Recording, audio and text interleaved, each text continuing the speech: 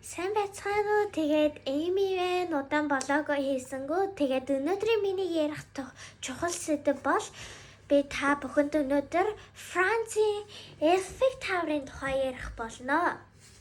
Хүн болгон мэдж байгаах, зарим хүмүүс мэдгүй байгааг мэдж чинь. Тэгээд энэ мэдээллийг таалан сонирхно. Энэ Францын Eiffel Tower нь анх 1887 онд баригдаж эхэлсэн. Тэгээд 1997 онд баригдаж дууссан байдаг. Маш гайхалтай өндөр том барилга байдаг билээ.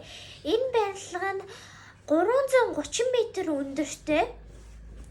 Тэгээд Францын төв гол хэсэгт байрладаг. Жилдээ маш сая гаруй олон улсаас ирэх гэж үздэг маш гайхалтай энэ цамхаг байдаг байлээ. Тэгээд би та бүхэн зөвлөгөөний хувьд бол та бүхэн заавал эрт очоорой. Ягд гэвэл маш олон хүмүүс тэнд ээлжилж дараалж тэр цамхны орой дээр гарахыг хүсдэг.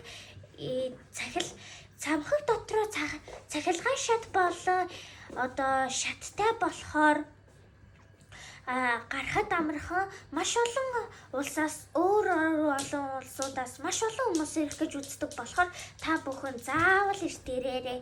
Тэгээд 330 м өндөр яагаад вэ гэвэл штэ маш өндөр. Хэрвээ жишээ авч үзвэл баг 11 elephant буюу заантай баг тэнцэхүү хэмжээний тийм амар өндөр барилга байгаа. Тэгээ хүмүүс орой дээр нь бүр маш их гарч үзхийг хүсдэг. Бараг мөрөөдөл гэж хэлж болно.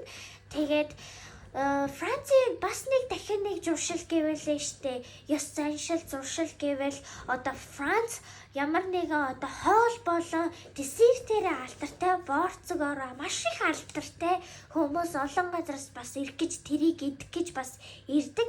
Тэгээд зөвлөгөөний хувьд бас заавал тийш очиж идээрээ. Тэгээд яг ингээд орой болоход Eiffel Tower маш гайхалтай гэрэлтдэг. Яг л ингээл төрнөр харанхуйд байхад тэр ганцхан Eiffel Tower л гэрэлтдэг гэ бодолтой маш гайхалтай. Би бүр үнэхээр их биширсэн. Тэгээд та нарын хувьд зөвлөхөд заавал юу ягараа. Тэгээд 100 жилийн ойд байнга солиуд буудуулдаг. Тэгээ маш олон Франц хүмүүс тэр доороо цуглаж тэр Эльфийн доор зураг даруулж тэгээд 100 жилийн үедээ маш олон хүмүүс ирдэг. Тэгээ солиуд дээр буудаж, оройн гэрэл насаж, ялангуяа оройн та нарын штэ заяа ингээл гадуур явбал тэр таавар та нарт маш их таалагдана. Бүр үнэхээр гайхалтай гэрэлтдэг. Бүр сэтгэлд чинь хүрмээр их гайхалтай. Тэгээ Францын бас нэг гол чухал юм нь бол энэ Eiffel Tower. Тэгээд Eiffel Tower нь маш романтик улс. Тэгээд энэ улс нь романтик болохоор их олон хүмүүс ирдэг билээ. За тэгээ та нарыг би зөвлөж байна. Тэгээд Эмигийн блогоос тийшээ заавал очоорой. Эрт очихоо мартаа.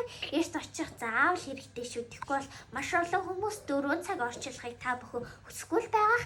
Тэгээд миний блогонд оролцсон та бүхэнд баярлалаа. Тэгээд дараагийн бичлэг хүртэл түр баяртай.